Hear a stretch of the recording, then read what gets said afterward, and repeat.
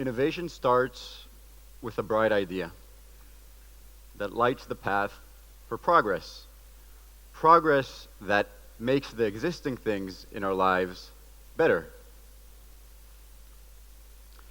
It improves our way of life, but sometimes that very thing that was once innovative actually acts as a limitation and confines our imagination into boundaries, preventing us from creating bigger and better innovation.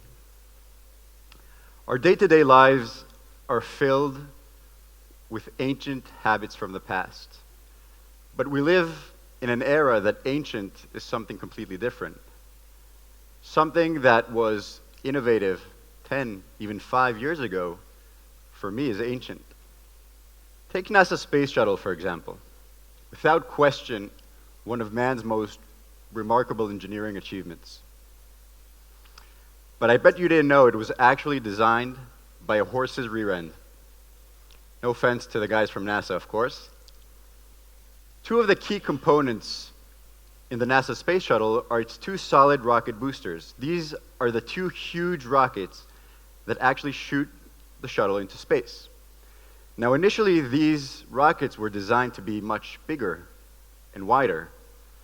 But because they had to fit in the train tunnel carrying them from the factory to the launch site, they had to be adjusted and made smaller. Now, the width of a standard train tunnel is exactly the width of 2 train tracks. And a single train track is exactly the width of 4 feet and 8.5 inches. Pretty odd number. Now, the first train track was designed so that a Roman war chariot could smoothly ride upon. Nevertheless, an innovative means of travel at the time. And you guessed it, a Roman war chariot was designed to comfortably fit on the rear end of a horse. Legend or not, this example illustrates how even our most modern achievements are sometimes confined to the habits from the past. My own personal experience with such a modernly ancient habit came to me when I was a student at this very school. 3 years ago, I was sitting on a bench at campus between courses, and I pulled out my phone to catch up on the latest news. As I was doing so, I looked to my right, and I saw this professor reading the newspaper. And I couldn't help thinking that I'm carrying such an advanced piece of technology with me in my pocket, yet I'm still reading the news the same way that my grandparents did, except for the fact that the ink on paper has been replaced by pixels on a screen. Being the news addict that I am, I couldn't stop thinking, how could this be done better? And together, with my co-founder Yotam, we founded a company called Wibbitz. We sought out to create a technology that would disrupt the news industry, one of the most traditional industries in the world. We thought that the web is all about personalization these days, and the power of video is increasing year over year. So we thought, why couldn't we have our very own personal video newscast that would be tailored exactly to our needs and interests? So we decided we're going to create a technology that would turn text articles automatically into short videos that all you need to do is just hit play and watch a short video. That very first year wasn't easy. People told us we're crazy. They told us, who are you guys, 2 students, that could pull this off? And we thought to ourselves, who else? So after getting about 1 million no's, we finally got 1 yes and started working.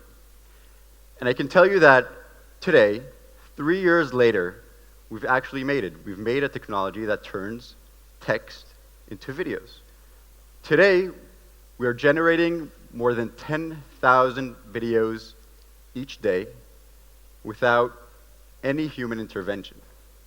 And it only takes us just 5 seconds to generate a video.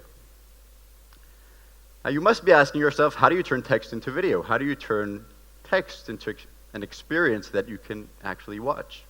Well, here's an example. Probably looks familiar to all of you. This is how a text article would look like on the screen of your smartphone. Not something very compelling. This article about Jay-Z, for all you Jay-Z fans. So after going through our platform in almost real time, this is what it turns into.